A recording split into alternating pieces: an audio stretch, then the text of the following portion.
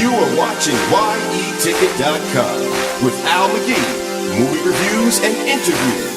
This is Yeticket.com, Yeticket.com, your entertainment ticket. We are your entertainment ticket, that's right. Yeticket.com. We are your entertainment ticket, that's right. Yeticket.com. Yeticket.com. Yeticket.com. We are your entertainment ticket, that's right. Yeticket.com. Yeticket.com.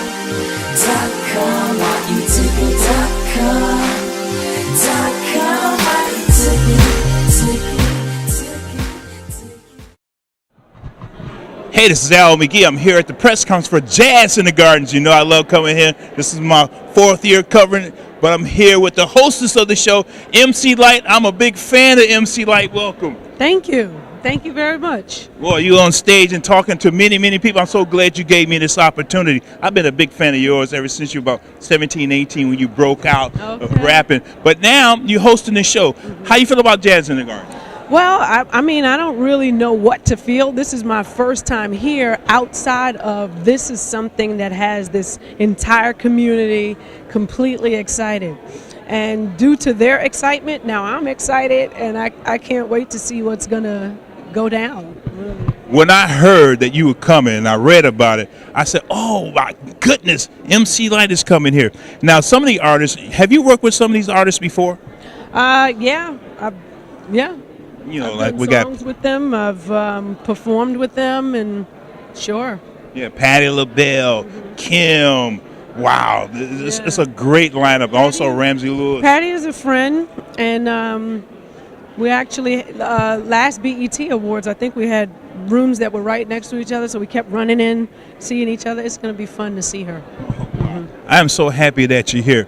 Just one more question. Now, how did you hear about Jazz in the Gardens? Oh boy, last year some friends were talking about it, that they were coming down to participate. And so when I got invited this year, I was like, oh my goodness, I got to go see what the hoopla, what all of the hurrah is for. And so I'm here. Oh, great. I want to thank you for taking a few moments for your entertainment ticket. And also, I want to thank you for hosting the show because you're a beautiful black woman. Thank you. And it's great to see a black woman up there hosting the show this year. I'm really proud of you. I've always been a big fan. Are you going to do Rock the Party? I might do a little something. I hope you do that. That's one of my favorites that you've done over the years. I'll do something. And I want to see you more on TV and everything too. Okay. Thanks. All right. Thank you very much. Thank you. Take care. This is a great event, and I know that many of you have been here before. This is our 7th year, and I want to thank you for covering this event. You're here in greater numbers, and that tells me that it's interesting to you and that you're going to find something here that you want to report back to your home towns and your home places and your news media. We started this event here in the city of Miami Gardens because we wanted to highlight the city. As you know, it's a new city. We're 9 years old now. This is the 7th year. And we wanted Miami Gardens to be a place where people will come, that they wanted to come and sample what we're doing. And having this great event. It has grown to a tremendous event. This year we really got a star award for it because now we are one of the top 100 events in this country, and that's saying a lot. And we certainly couldn't do that without your coverage and your talking about what happens when you come here and you're reporting. So I want to thank you for that because you help us to bring people here, and we try to make sure that every year you come and our patrons and guests come, that they are having one of the best experiences they could ever have. And the challenge to us every year is they say, well, we had such a wonderful time. You can't do it. You can't top that. You can't top that. Every year we hear that. Mr. Lewis, we've been hearing that ever since we started. You can't top that. You can't top that. So we always take that challenge and we try to make sure that every year we have the exceptional talent.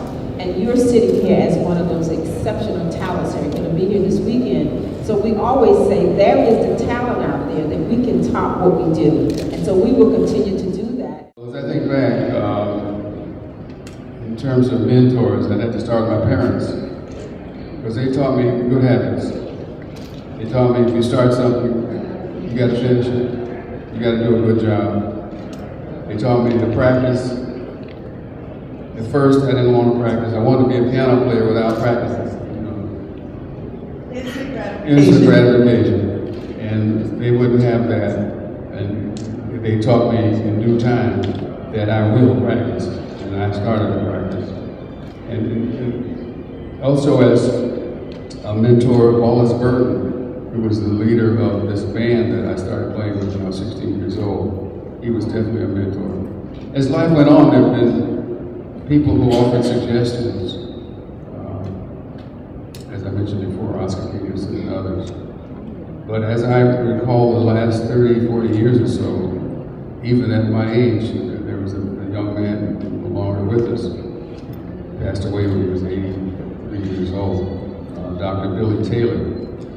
He was the epitome in talking about this music which is America's classic music, jazz. And he was always quite a gentleman. And he impressed me. And as my career grew and I was offered an opportunity to be on radio, Dr. Billy Taylor had suggestions because he already had a radio show. Then when I was able to have a television show, Dr. Billy Taylor had already had a television show. So he was always there for me as a mentor. But I think life can be a mentor, you know, if you're honest and you're aware of what's going on. You can notice those things that resonate with you and what you're about, especially if they're good things.